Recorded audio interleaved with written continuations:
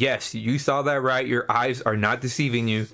You just saw me double Incap a player and absolutely shred them into oblivion, basically.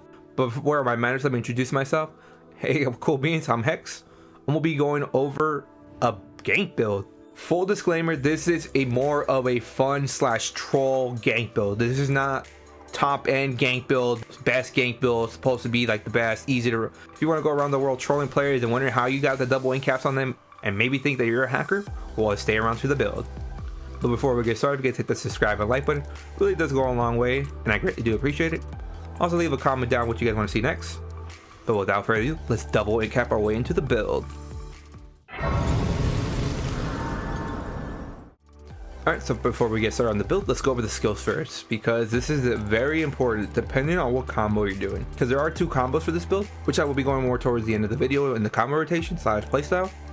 So depending on what combo you're going, if you're thinking about going the sweatiest possible damage, only put 1 point into catalyst. Yes, 1 point, trust me, it will make a huge difference because of that whole Incap bug where if you have 120 ultimate but you're a vampire, it won't let you even cast the skill. But if you plan on doing the super simple combo, then you can put all points into catalyst.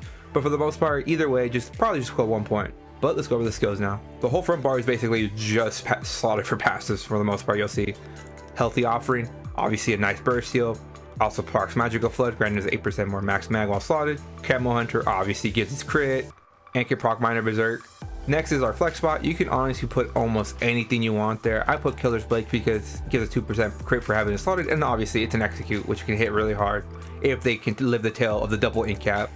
Next we have Inner Light, 5% max mag while slotted and 2% more from the Mage skill passes. Next comes Steel Weapon. Obviously this skill is pretty cracked. 10% more damage when we leave Sneaker Invisibility, like hello. And obviously Incap, this is our bread and butter ultimate. I think it actually does stack and you do like 40% more damage to an enemy.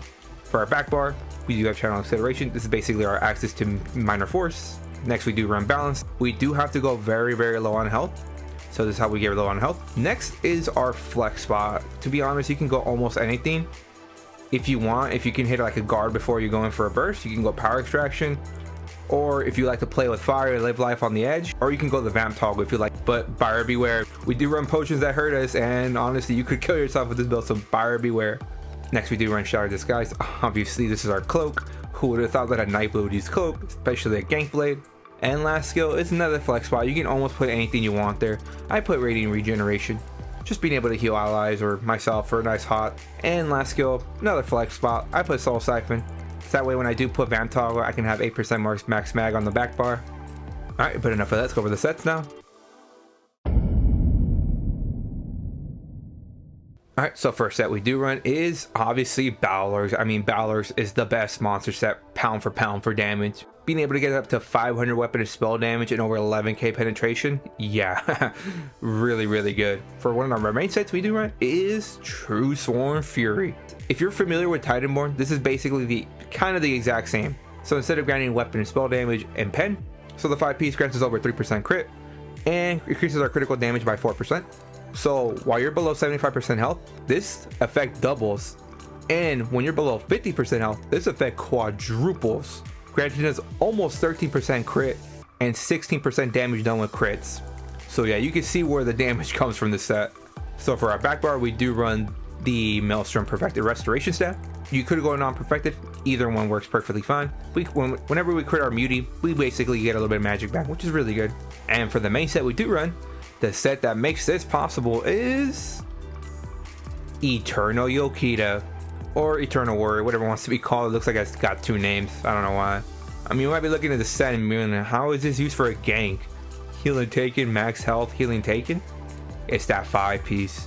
When you take damage while below 25% health, while you're in combat, you heal for X amount, but the most important, you gain 100 ultimate. This is how we're able to get our Incaps instantly. Like I said earlier at the beginning of the video, please, if you did not watch the beginning of the video, please only put 1 point into Catalyst. Trust me, it makes a difference. I do have a Maw of Eternal Yokita Precise with a shock damage enchant. If you can, please go Battle Axe. Battle Axe would give you the most damage, like such ridiculous damage. Thing was, I had been farming this for so long, the Battle Axe would not drop, so I was like, you know what, screw it, I'm just gonna try with them all. And honestly, it was working perfectly fine too. For the back bar, obviously the restoration staff of Maelstrom. With the nose or magic enchant, decisive. So the way we run our armor, we do run 5-2-0, 5 light, 2 medium, 0 heavy. So our 2 medium is a medium head and shoulders of Battlorks.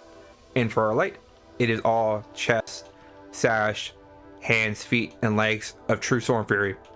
Traits, all divines, and all max mag. For the jewelry, we do go all Eternal Yokita jewelry, so neck, rings, and ring. All infused, all spell damage. So for this build, as of right now in Fire Song, please go spell damage. Next patch, it won't really matter what you go. We do run good old Ghastly Eyeball. Increases our max mag by a lot and gets a lot of mag recoup. If you are having problems like sustaining your health, you could go Witch Mothers to give you a little bit more max health.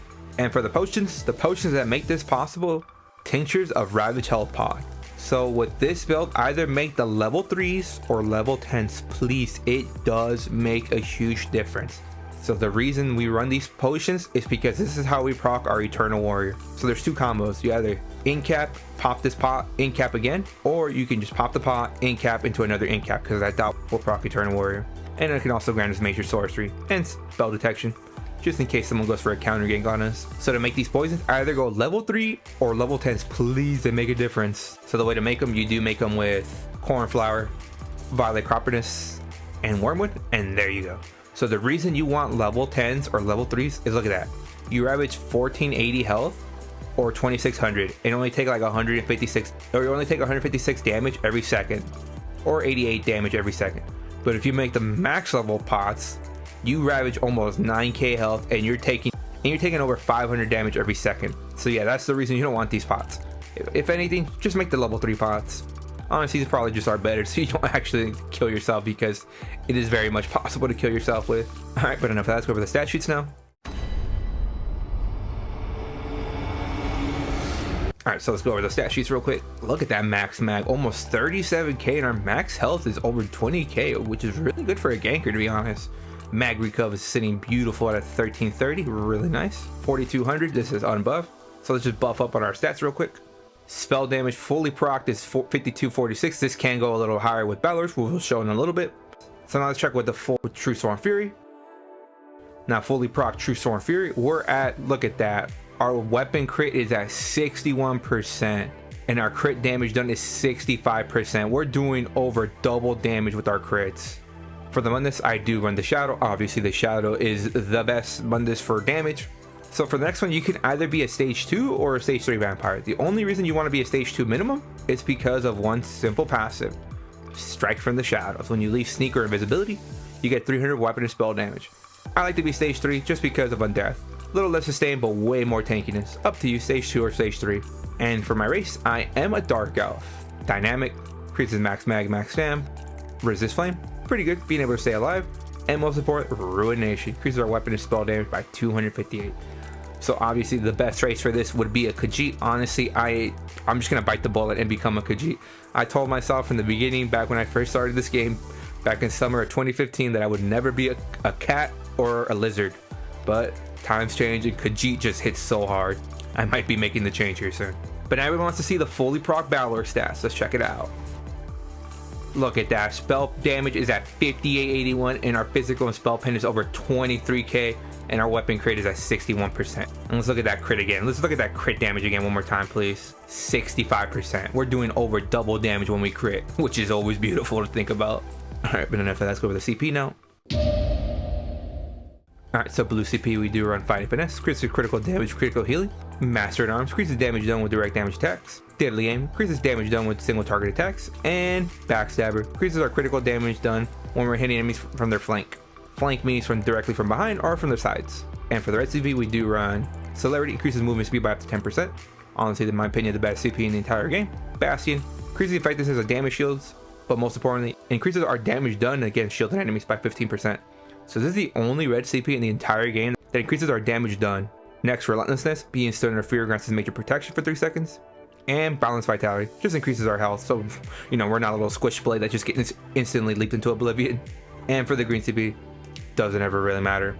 Rationer, Liquid Efficiency, Gifted Rider, and Sea's Blessing. Alright, but enough of that. Let's go over the combo rotation / playstyle. So for this build, there is two combos you can go. You can either go the easy combo for slightly less damage, or you can go the full sweat combo for more damage. So let's go with the easy combo. All right, so for the simple combo rotation, very important that you do not light attack before the Incaps. What does that mean? I'll explain that in a little bit. So basically, you're going to equilibrium to go below 25% health, and then you're going to bar swap into your pot, and then double Incap right after. So let's watch it in action. So I'm a triple equilibrium. 1, 2, 3. Pop your pot, Incap into another Incap, and boom, there you go. Now let's just see the number. There we go. 95k DPS, huh? In 1 second. Beautiful. Just beautiful. So here's the reason why you don't want to light attack before your Incap. So if I do this, equilibrium, equilibrium, equilibrium, pop my pot, light attack, Incap, there you go. See, I procced my Eternal Yokita with the light attack instead of proccing it with the Incap. That's the reason why. That is why if you're going for the simple combo, just go straight into the Incap. So just know that your potions are on a 45-second cooldown, but your Eternal Yokita is on a 1-minute cooldown. So just because your pot's ready does not mean you're ready to go for your burst. You have to wait a full minute. So basically, once your pot's ready, give it like 15 or 20 more seconds, then you can go for your burst again. For those that are still sticking around to the build, you guys are the true MVP, so I'm going to show you another combo rotation. So if you ever wanted to troll somebody by dropping a meteor into an Incap and see them absolutely get obliterated into oblivion, then here it is. Basically, it's the same thing, but a little different. So basically, all you're going to do is you're going to equilibrium 3 times, pop your pot, light attack, meteor, bar swap, Incap. Let's watch it again. So once again, I'm at triple equilibrium. 1, 2, 3. Pop my pot, light attack, meteor, Incap, boom, all goes off at once. And there you go. For the guys that are stuck around to the video, you guys are the true MVPs. Have fun obliterating your opponents. But if you want the sweatiest damage possible, this is the combo right here. So basically, you're gonna go below 25% health. You're gonna heavy attack into an Incap, pop your pot into another Incap. So let's watch it in action. So I'm gonna heavy attack into an Incap, another Incap, boom, there you go. So much damage, they don't even know what's gonna hit them.